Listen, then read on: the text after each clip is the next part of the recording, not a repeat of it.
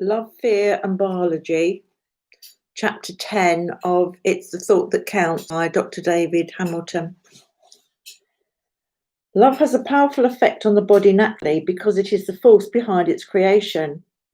Common sense would therefore tell you that a heart and mind full of love would give you more success in healing yourself, others, your plants, pets, your life, and even the world. I'm just going to shut the door.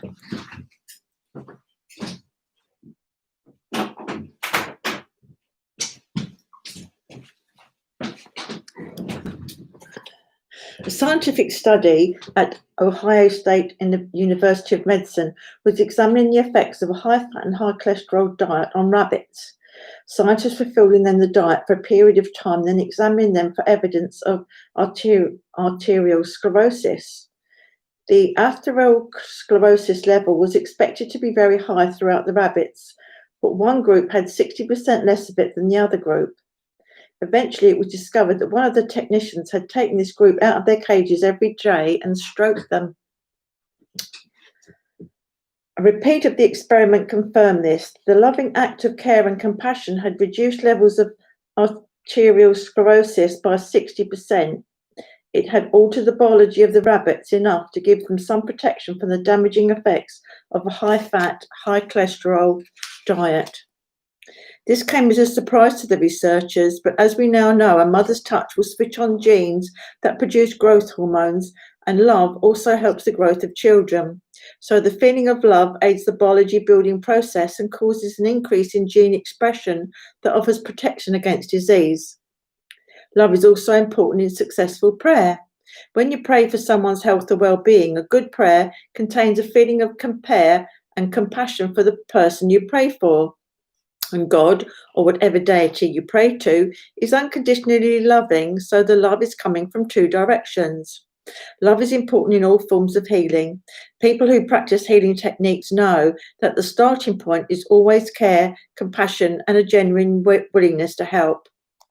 In the example of the cacti giving up their thorns, love and tenderness were key. There is real truth in the old wives' tale that talking to your plants makes them grow better, especially when you speak kindly to them. In my own plant research described earlier, the word love and happy cause cress seeds to grow more quickly than normal. Seeds, like all life, thrive in a positive and loving environment. You can easily conduct your own simple experiment to confirm this by measuring the growth of your plants over a period of weeks, either with a ruler or by taking photographs. Talk to them kindly every day and you will find they will respond just as people do. They will grow taller and stronger and be healthier. Fear, as you would expect, has the opposite effect on biology. In my own research, the word fear and sad suppress the growth of the seeds of cress. You may also have noticed that plants do not generally grow as well in negative or depressive environments. Consistent anger and frustration, both qualities of fear, can suppress the immune system and make heart rhythms shaky. Appreciation, care and compassion do the opposite. We also know that sustained neglect of an infant, which probably leaves it feeling alone and fearful, suppresses specific genes so much that its growth is hampered. Fear is detrimental to health, whereas love is beneficial. In general, love promotes health and a growth of mind, body and spirit, whereas fear has the opposite effect. Love and intention. As already mentioned, any form of healing starts with love. Healing means to make whole, and love always seeks to make whole. In some distant healing plant growth experiments, love was the ingredient that was needed to make the plants grow.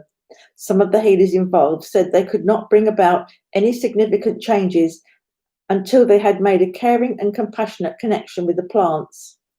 An experiment by Glenn Ryan of Quantum Biology Research Labs in New York and Roland McCarthy of the Institute of Heart Math showed that love even allowed people to mentally influence the behavior of DNA. Research into gene expression has shown that genes are switched on and off depending on how you are thinking or feeling, but there is no direct intention in those experiments, such as I'm visualizing switching on such and such a gene now, although this should be possible and could easily be measured. However, the Rain and McCarthy experiment showed that the feeling of love could make DNA directly respond to intention.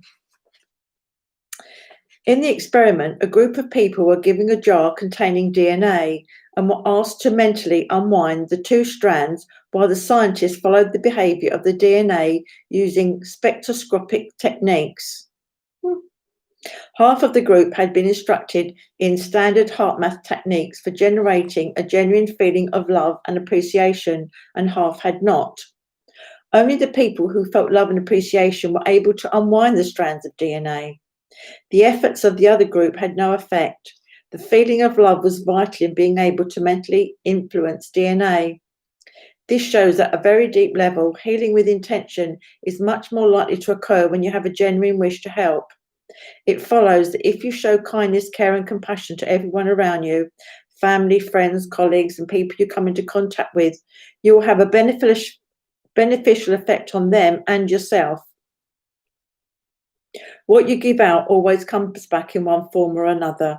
The love you give out will affect your own body and life. Love is inside you, even if you don't always see it. Let it out. Kindness can be a simple smile or a few choice of words or agreeing to help someone. Care and compassion can be listening to someone who needs to talk or even just appreciating the differences in people. Love can be active. Share it out a bit and you will notice that others will do the same. Your words and actions will unconsciously give people permission to rise to new heights. That can be your gift to them. It's a short chapter.